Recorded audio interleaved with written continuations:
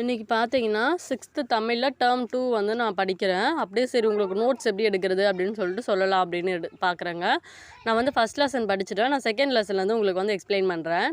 எந்த லெசன் நீங்கள் படித்தாலுமே சரிங்க, நோட்ஸ் எடுத்து படிங்க. அது தமிழாக இருக்கட்டும், ஜிஎஸ்ஸாக இருக்கட்டும், மேக்ஸாக இருக்கட்டும், எது வந்தாலுமே நோட்ஸ் எடுத்து படித்தா தான் நமக்கு செகண்ட் டைம் படிக்கும்போது வந்து டைம் வந்து சேவ் ஆகும். ஓகேவா?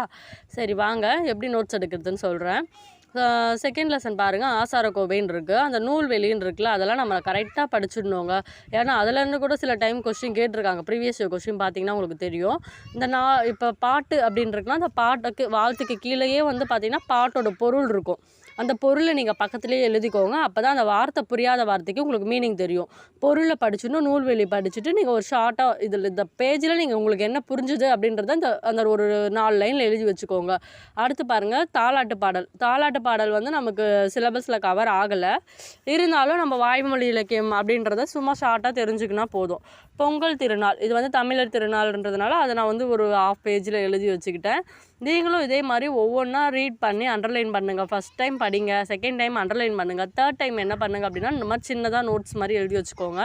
இப்படி நீங்கள் எழுதி வைக்கிறதுனால என்ன பெனிஃபிட் அப்படின்னு பார்த்தீங்கன்னா, நீங்கள் ஒரு லெசன் படிக்கிறீங்க, ஒரு லெசன் ஃபஸ்ட்டு படிக்கும்போது உங்களுக்கு கண்டிப்பாக 1 hour அப்படின்னா 1.5 hour ஆகுதுன்னு வச்சுக்கோங்களேன்.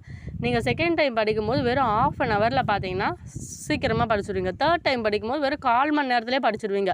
அதுக்கு தான் நான் சொல்கிறது நோட்ஸ் எடுத்து படிங்க அப்படின்றது.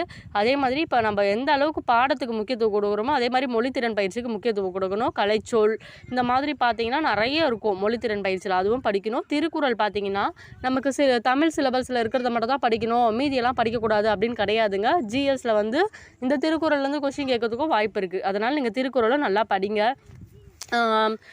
யூனிட் 1 வந்து எப்படி நோட்ஸ் எடுக்கிறது நான் நேற்று போட்டிருந்தேன். அந்த வீடியோவில் வந்து ஒரு சிஸ்டர் கமெண்ட் பண்ணியிருக்கீங்க, இந்த பேஜ் நம்பர் சொல்லுங்கள் அப்படின்னு சொல்லிட்டு. நான் வந்து நெக்ஸ்ட் வீடியோவில் அதை வந்து அப்லோட் பண்ணுறேங்க. இந்த வீடியோ நான் ஆல்ரெடி எடுத்துட்டேன் அப்படின்றதுனால நான் வந்து இதை ஷேர் பண்ணியிருக்கேன். நாளைக்கு பார்த்தீங்கன்னா நீங்கள் கேட்ட அந்த வீடியோ நான் உங்களுக்கு சொல்கிறேங்க. பிரித்தெழுதுக்கன்னா எப்படி படிக்கணும், எந்த பேஜில் இருக்குது எல்லாமே நாளைக்கு சொல்கிறேன். என் சேனலை புதுசாக பார்க்குறீங்க அப்படின்னா சப்ஸ்கிரைப் பண்ணிவிட்டு பாருங்கள். நிறைய பேர் பார்த்தீங்கன்னா சப்ஸ்கிரைப் பண்ணாமல் பார்க்குறீங்க. சப்ஸ்கிரைப் பண்ணிக்கோ.